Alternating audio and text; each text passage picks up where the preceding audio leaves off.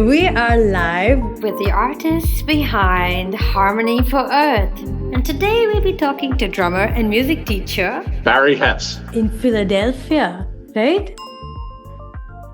Yes, right outside Philadelphia, Glenside, PA. This is the first time we're connecting, Barry. I'm really glad to finally have a chat with you. This is really great. Are we in your studio right now? Yes, this is a studio in my home, in the basement of my home. So this is where all the fun happens. It looks really, really good. And is this where you recorded the songs for us? Jinx and Heartbeats? One of them. The others were done at White Mix Sound Design. Oh, yeah. With our friend. Yeah. A beautiful studio, maybe 15 minutes from my home. So it's a pleasure to work with them. Okay, that's great. So you've been playing drums for a really long time, right? I have. Yeah, 60 years if I'm not wrong. Correct. So how has it been? How's your journey playing music, and how did it start? How did you evolve through music and become a music teacher that you are now? As an 8-year-old, I had parents who did not play musical instruments, but they had a love of music and they really loved to dance. Okay. So at a young age, I was exposed to a lot of different styles of music, and the rhythm aspect of it just got me hooked. And I was very fortunate. Within walking distance of my house, there's a neighborhood music store, and the drum teacher, his name was Tommy Clegg. He played with the Al Raymond Big Band, which was a very well-known big band back in the 60s. Okay. And I started to take lessons with him, and it just connected with me. The idea of rhythm, it's a pulse. It makes all the sense in the world to me. Yeah. Barry, he sends me a lot of really inspirational videos and reels. And a lot of them are about the grooves and the rhythm of the beat. And it's really interesting stuff. And sometimes it's all about, do you have the groove? Do you have the feel?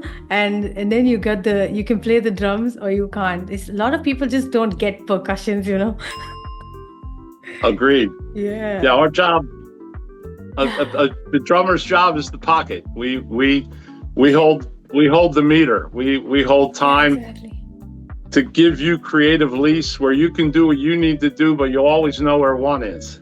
That's true. So we bring it around, and I was fortunate at a young age to learn the importance of that.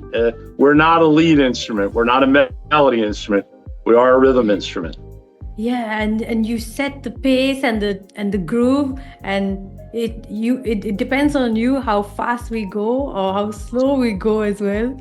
Yeah, that's true. Actually, if the drums aren't good in a live set, for example, I think I've been in a scenario where sometimes the drummer would play too fast, and then I'm gasping for my breath, and I'm like, when's the song over?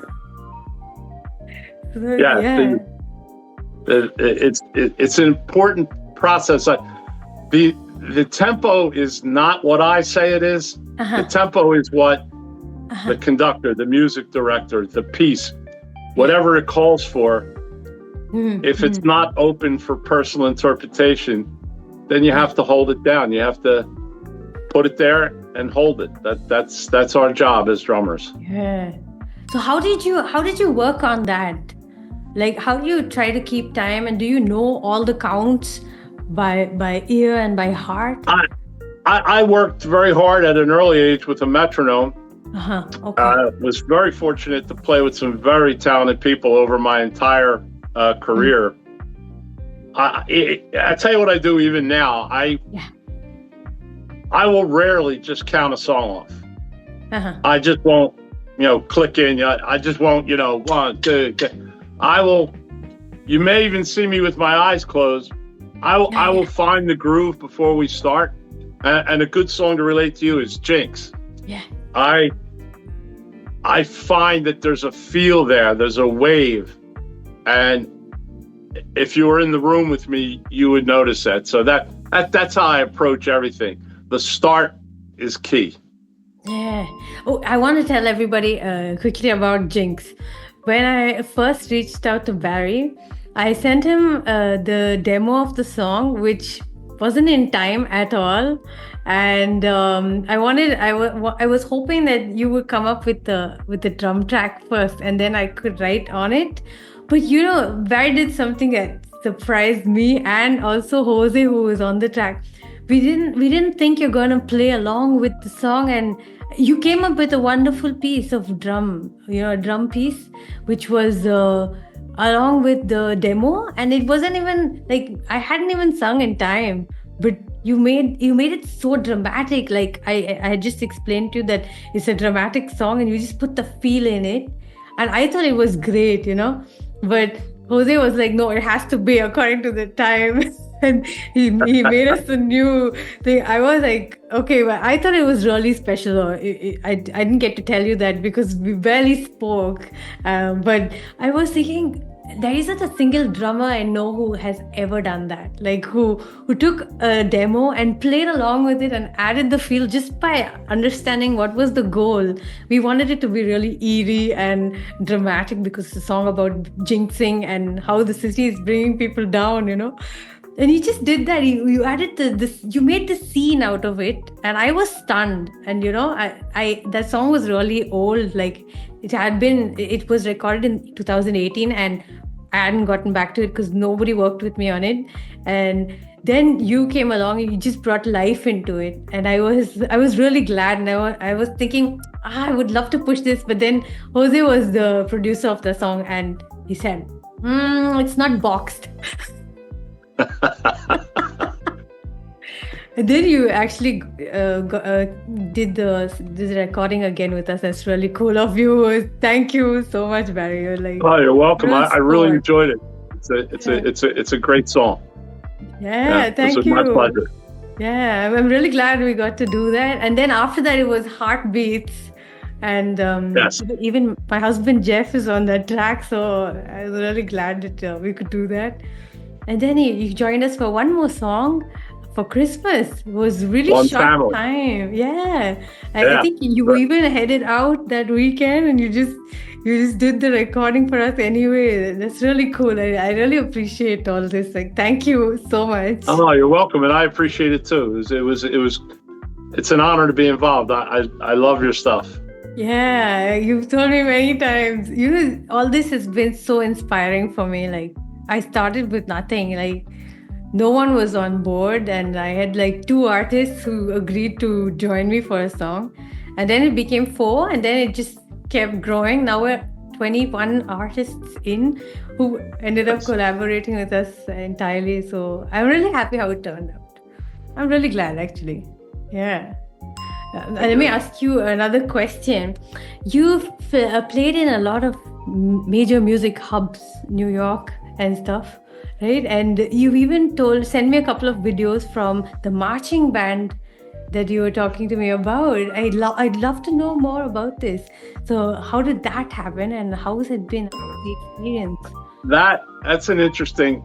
Yeah. If you're not from Philadelphia, I'm not. On New Year's Day in the city of Philadelphia for the past hundreds of years, there's a major celebration, and it has developed into what has been known as the Mummers. Yeah, the Mummers. The Mummers. Of that group, there's a group called the String Bands. Okay. There are several in the city. I participate with Fralinger String Band. Right. Incredibly talented people. It's a mix between Carnival, Mardi Gras, with the Philadelphia flair. Yeah, I saw that. If you can think of that. I've sent you the videos because people are just not familiar with it. And these are non-professionals. These are lay people. These are plumbers, carpenters, doctors, lawyers, and they play with their respective club as a part of their social life, and it's absolutely amazing. Wow. They look pro, and the set was great, and all the costumes and stuff. It's a lot of fun, and it's, like I said, it's amazing. What was your best reference experience? Yeah. With the reference to traveling, Yeah. I think the important thing when you play you play Philly, you play New York, you play Chicago, St. Louis, LA. Yeah. When you're there, you get to experience other musicians. You get to play and you get to listen. You get to hear other people, especially in small venues. Okay. I prefer, I've played to massive crowds and I've played to 30 people, 15 people. I prefer an intimate audience. You get a better feel for the music, especially when I'm listening to somebody. It makes more of a connection with the music. I agree. Yeah. Yeah, you get to see their expressions and see how they're perceiving your work, and you learn a lot from listening to your audience. Yeah, that's true. Yeah. It's much more intimate. Yeah. So this event happens for Christmas, New Year, and a lot of people It's turn New up. Year's Day. That happens on New Year's Day in Philadelphia. It starts at the stroke of midnight to welcome in the new year, and it goes on for sometimes 2 days. It just proceeds through the neighborhoods, and it's because there are a lot of particularly people, in South Philadelphia, but it's a great tradition. Yeah, I had never heard of it until you mentioned it, and then Most I was people watching haven't. Yeah, and then I watched the video, and I was like, how are they all dressed up? And it looked like a really big tradition, of course, because this year they were dressed like Darth Vader or what? I'm not sure what it was, but it was these costumes. Really high budget, by the way. Everyone in the team had it, so it's a really big celebration, and it was really nice. And I love listening to a marching band. It's I'm really glad good. you enjoyed it. Yeah, and it is they all march. They didn't march as such, but it was really on spot, and it was a good performance on the street. Like a lot of people. Yeah. That's so much energy. It's actually a really nice way to start a new year. Yeah, I'd agree. So much of communal vibes, and that's really great stuff for me. I'm a big fan. Yeah. Okay, change of question. Barry's telling us how he participated in these events. Okay. Which talking rehearsals? Yeah. No, typically they get together on a Tuesday night, but as the year progresses, and usually towards the end of the summer, it becomes 2 nights a week, and then around Halloween, it becomes three days, like a Tuesday, Thursday, and Sunday.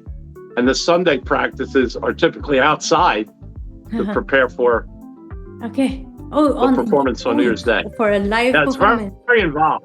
Like a dress rehearsal. Oh, it's fantastic. So extremely, extremely talented people. It's just an amazing group. Music is a really good way to bring people together, isn't it? Yeah. It is. I agree. Yeah. Okay, I have another question. So you moved fluidly between jazz, rock, beyond. How does collaborating with us for Heartbeats, Jinx, and One Family fit into your musical journey? I pride myself on the ability to take the genre, follow the direction of the composer or the musical director, and apply my skill to that genre. I'm very comfortable with rock or progressive rock, funk. I'm a funk jazz guy at heart. If you ask me what would I like to play every day, I would play jazz funk, from sun up to sundown. I believe I sent you an album, Blackjack Rose, and that covers progressive rock. It covers odd time signatures. The signature song for the album, Small Blue Dot, actually has a shuffle swing feel. Yeah. So it's a whole myriad of feels that you have to pay attention and listen to the composer. With your stuff, I was very happy to work with you because you were so direct and you knew from your heart what you wanted, and you were able to put it down in words. And we're far apart, and you made that connection through emails and messages, and it made it easy to play. It made it easy to get the idea of what you were looking for. And I think that's my job as a drummer. I need to understand the presentation of where it's going and put it there. Yeah. And also, I like to leave room for you to express yourself. And I think you were surprised to hear that when you wrote to me for Jinx, and I was like, it's open to your interpretation. Yes. I mean, sometimes you deal with a composer who says, "Oh, I really liked what you played, but here," and they write it out, and it's like, "This is the part I want this." And that becomes very important, Lexi, in shows. If you're playing a show, you're providing the music and the cues for the performers. Yeah. So in that case, it becomes very important every night that you play the chart the same way, especially if there's cues for dancers. You must lock that down, and it must be consistent. There's no room for interpretation. So when you gave me that leeway, I really appreciated it, and I responded to it. So I'm glad you enjoyed it. I'm going to tell you why. The video I saw of you, you did some. I don't remember which song it was, but it was a really funky song, and you did these little shuffles. It was a black and white video of you, which you had posted on your Facebook just then. And I looked at that video and I was like, this is the vibe I need for Jinx, In my head, it was very clear. And I was like, I don't know how to explain this to someone. And I was like, let me just ask him if he would be interested. And you were on board like the second day after that. And I remember that video, you shuffled a lot. Like you said, you really do those little shuffles, and it's a kind of gentle, swingish drumming that most drummers, they love to crash and bang and push, But then there's you. You're like so gentle with the thing, and it's so filling. But it leaves a lot of room for the rest of the stuff, and that was really interesting for me. I'm really glad we have 3 songs that sound like. Oh, I was so glad to be a part of it, and thank you again. Yeah, it's great. It's great stuff. I'm so glad we get to share this with each other. Okay, I'll ask you the next question. What do you think about our project and the bigger messaging that we have going on? You've been seeing what we've been doing lately. The most important thing that I appreciate about your project, Harmony for Earth, is that through music, you can reach so many people. People, we have to understand, this is the only planet we get. We only get one. And if we each do something, and we each contribute to caring for it, the outcome is going to be much better. The planet's not going to go anywhere. We are. It will dispatch us accordingly. And you see things that are happening, and finally people are realizing what was talked about for many years, the impact we have. And the nice thing about your project is people like to listen. You have great music, you have a great message, and I think you can reach so many people around the world. Thanks, Barry. Sure. It's really nice. I mean, that was the intention behind the project. In fact, I was doing my studies at Berkeley to be a producer, and that was the first time I got a DAW, DAW, and I got to start programming stuff. And I was thinking, what do I do with this talent now?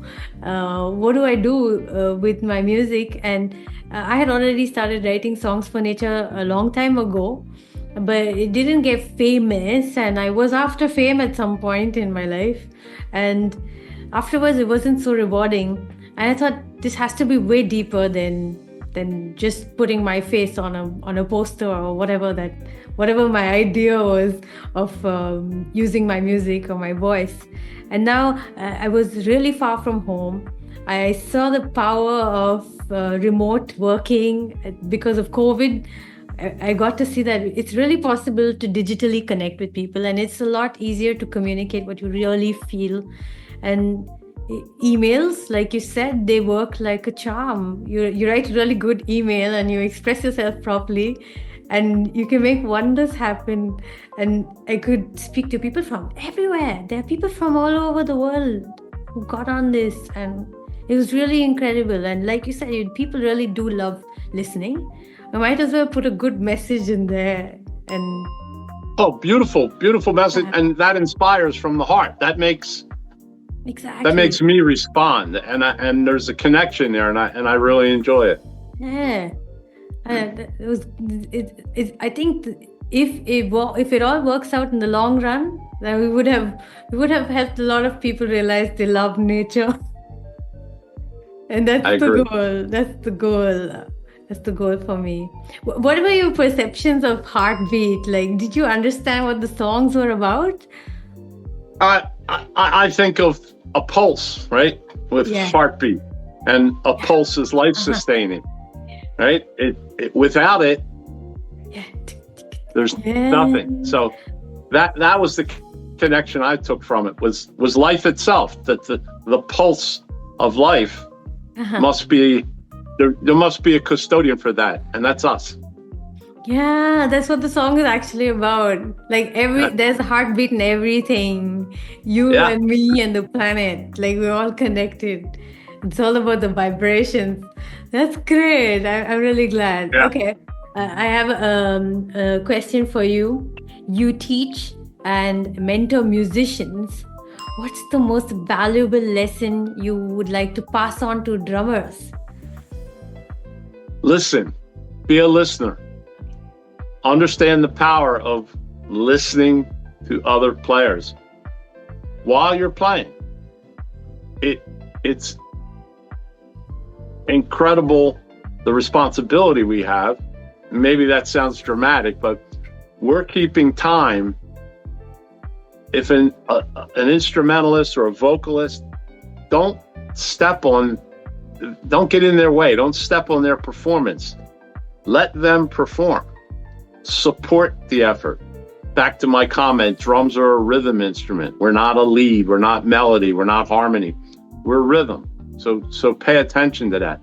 If something requires a simple quarter note pulse with feeling, that's what you play. And you develop that skill through listening.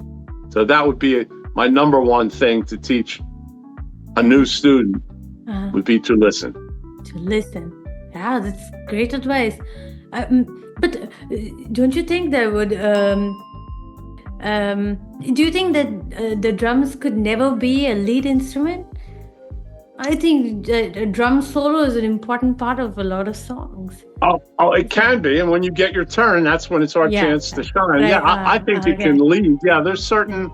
on One Family, I sent you several tracks, and one I sent with a very snare-driven cadence to play behind it to give it that feel.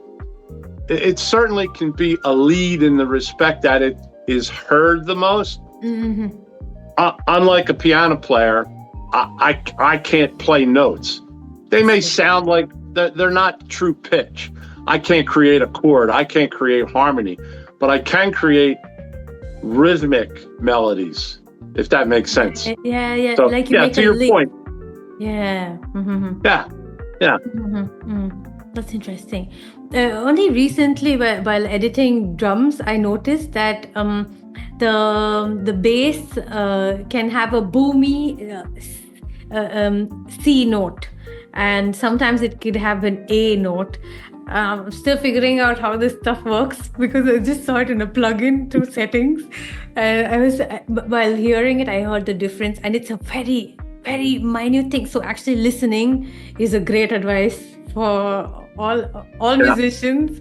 And like when you really listen closely, you get to hear the differences. Like it's a very small difference, but it's definitely there. Yeah, great. That's good advice. Anything else you wanna advise a drummer, because you've got a lot of experience out there. Yeah. Be teachable. Be open to suggestions. My way is not always the right way. There are other ideas. Be open to constructive criticism. Don't be defensive. If the composer of a piece really wants something, take the time, listen, understand it, and give it to him or her. So it's a respect to the music. It's their music. Play it accordingly. And you do that by listening to criticism and following direction. Okay, thanks, Stephen. I needed to hear this. Sometimes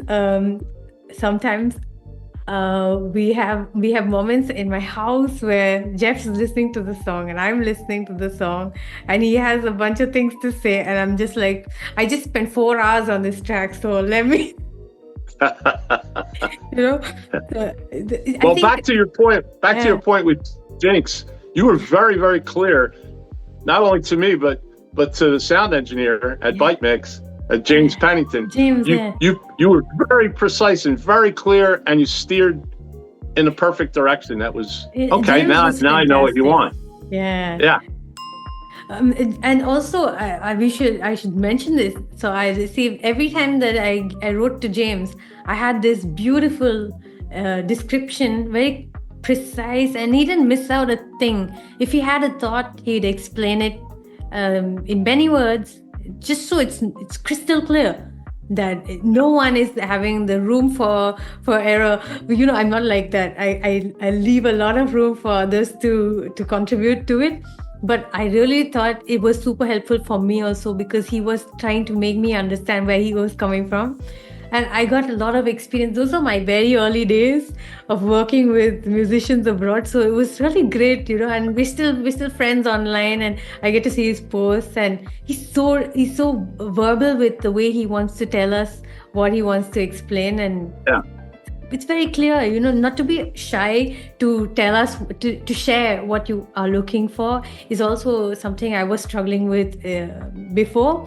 But to speak up and say, this is everything, so you don't misunderstand me in any way. That was really good. Yeah. You want to say anything else? Back to the black and white video you were referring to. It's connecting now. That's a local talented cat. His name's John Luther, and we play as John Luther in Legend.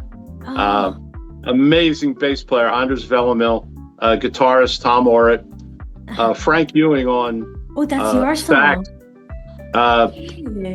And John Luther is the composer, and he plays guitar and piano. And the key there is the sharing of ideas and putting it together. So that video, it was very tight and it was a lot of fun. It came to me after you brought it up, but where it was and how that came about. That was your own composition? That's great. That was John Luther's composition. Yeah. Oh wow! But it's an original. Wow, I didn't know that. Yeah. Okay, I will be linking it in this podcast. When we edit. Very, very cool. And again, that comes back to what I love. If you leave it to me, I would play jazz funk every day. I do play jazz funk every day. You have so much soul in the way you play drums. I've noticed that. Oh, thank you. Yeah, it's great stuff. And also now now that I'm following you on Instagram, I see your influences and the stuff you share, and it's most of it's about swing and jazz. And it's good stuff. It really inspires me too. I don't know music theory, and that's something I really struggling with. I need to work on it, absolutely. And you send me a couple of videos, and like most of them it has notes specified and the technical stuff, and I'm just looking at that stuff like, oh my God, I have so much to learn. But it's good. I'm happy. But to that point, especially with younger players, Yeah. I try to stress, Yeah. be yourself. Okay. Take your musical journey. Uh-huh. You don't have to be better than anybody else. No. Just okay. be better than yourself Yeah. a week ago. Okay. Yeah. Don't sit in the comfort zone. If you play what's comfortable every day, Mm-hmm. you're not. Nah. I tend to like to play I like to play things that are challenging. Still, odd meter, odd time signatures, something that challenges you, and play it slow. You'll never play a piece fast or at velocity if you don't learn it slow. That's true. Yeah, Taste I think that's what's important, to learn it slow, practice it, and then try to hit the mark. I did not think of that. Thank you. Yeah, speaking to the right person. He's telling us he's a mentor, and now we have all the proof we need. We have 5 minutes left in this call. Do you want to come back to the link, and then we'll talk? I think I didn't want it to go on too long because you may lose people's interest. Okay, then I have one last. Are you happy with the content you have, or do you want to continue? Happy. I'm super happy. I want you to just tell me your name once clearly. Just say my name clearly? Yeah. Barry Hess. That's perfect. That's for the intro. And we have 4 minutes left, so I'm going to let you tell us one last piece of anything you want to share with the world and our audience that's listening to us. Anything at all. Advice or just something you want to share? I think the most important thing that I could say to you is thank you for the inclusion. The people that perform with you, and I am fortunate to do that as well. Everyone I've seen has been very kind and has been very helpful and very talented. It's a pleasure to be part of that. It's another word I use a lot, is kindness. I believe that kindness connects everything, even music. So that's my foundation. Okay, that's what I would base everything on. Thank you, Barry. That's great. I really love everything we talked about, and you gave me a lot of advice. You gave us all a lot of advice, and that was especially important for me. So thanks for taking the time out of your day to have a chat with me. And I'm really looking forward to sending you the finished CD, and hope you can listen to all the songs, and we continue to work on more songs together. Absolutely, it's been an honor and a pleasure, and I hope to continue. So thank you. So that brings us to the end of episode 3 featuring Barry Hess. Thank you so much for joining us, and we're not done yet. So hit that subscribe button and stay on the lookout, because we're going to be talking to the artist behind Area in our next episode featuring Chippy of the Spirit. Stay tuned.